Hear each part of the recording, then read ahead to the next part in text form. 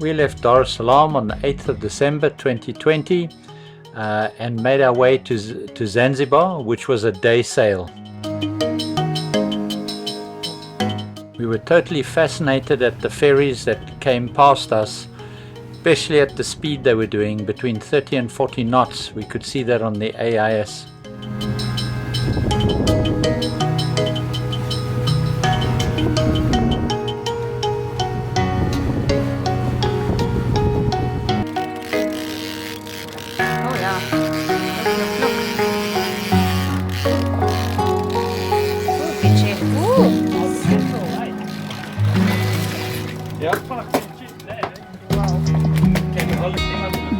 Wow.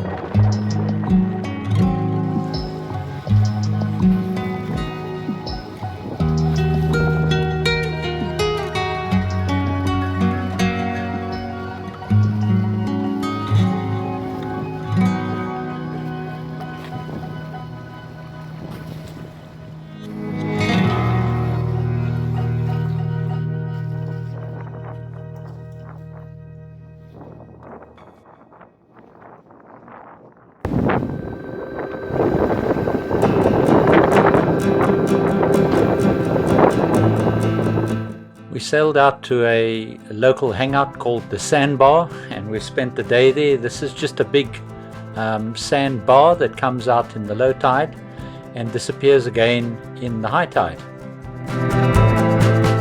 The tourist boats take all the tourists out to the sandbar, where they have lunch on the sandbar, and then they get taken back to Stone Town in the afternoon or when the tide's up.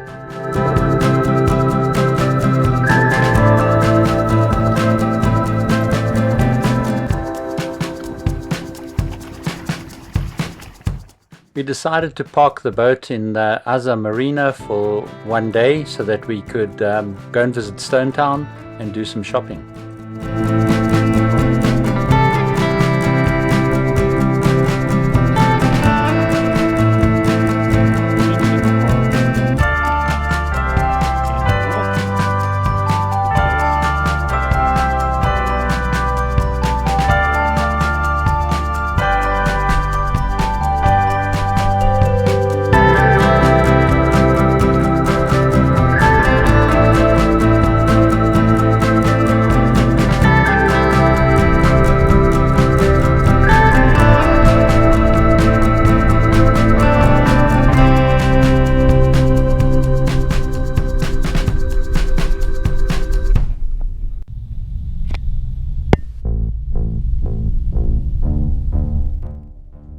Stone Town has an amazing history. Before 1503 it was under the Sultan of Kilwa. Then from 1503 to 1698 it was under the Portuguese Empire. And then from 1698 to 1854 it was under the Sultan of Oman. And then from 1856 to 1890 it was under the Sultan of Zanzibar.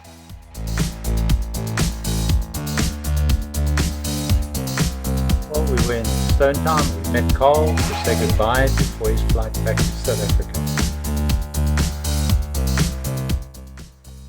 Zanzibar was then under the British Empire from 1890 until 1963. And 1964 it became the Republic of Zanzibar, and in 1964 it then joined Tanganyika and they made Tanzania. Asante. Eh.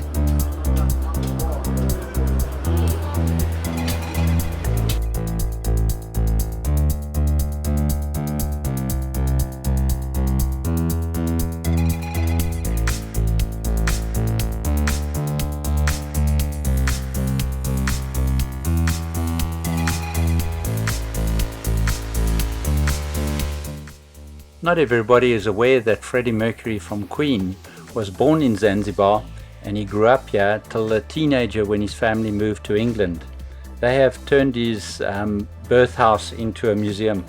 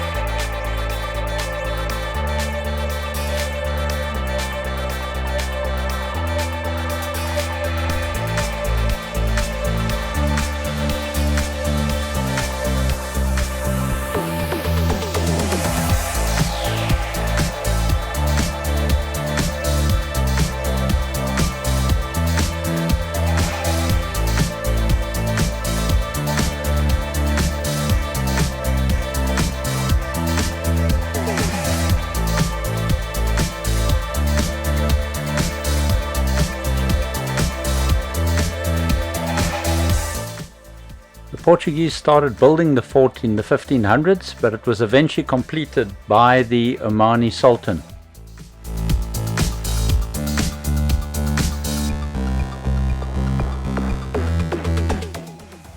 The Sultan of Oman's house has been turned into a beautiful museum in Stone Town, and also in the museum is a dedication to his youngest daughter out of 36 children, which was Princess Selma, who was born in 1844, and she lived in Stone Town in this house until 1866 when she left for Germany.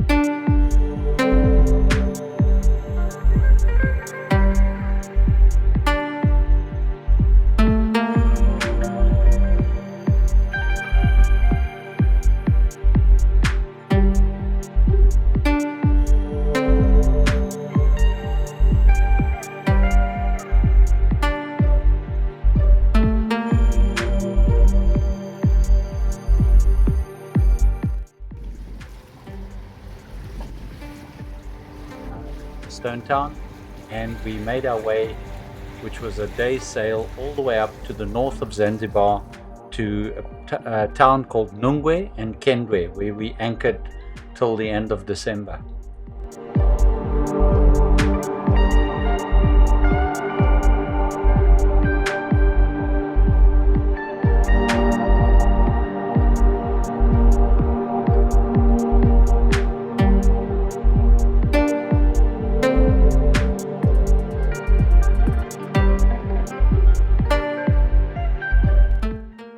The northern part of Zanzibar is full of tourist hotels, and the beaches are full of tourists, and it's a very festive place and probably the busiest part of Zanzibar in terms of tourism.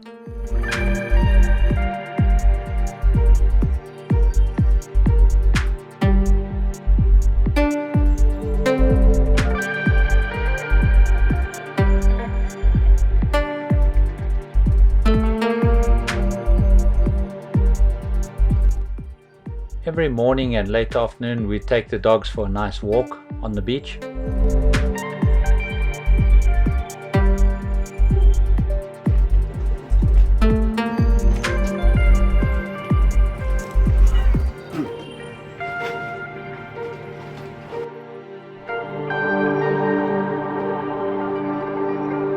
Not sure why Leia was so upset with the parachutist, but for whatever reason she seemed to see them from miles away and barked at them until they landed on the beach.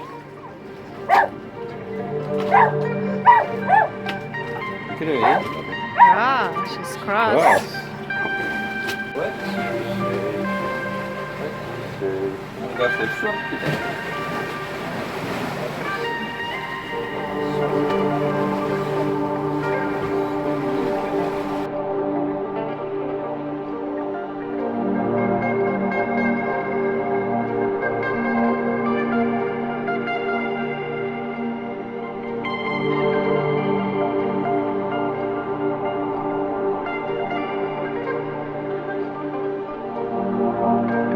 The sea in Zanzibar is just so blue, so warm, and completely transparent when you put your mask on and you look in it. and the beach is like white powdery sand. It's very, very fine.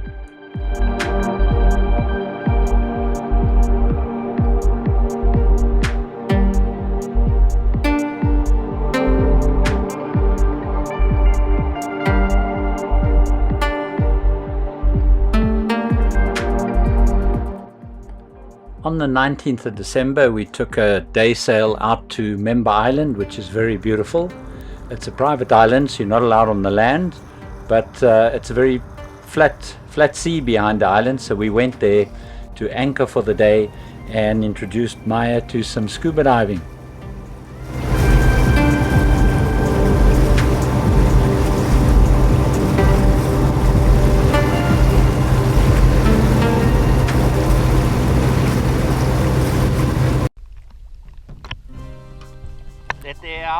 Let the air out and equalize.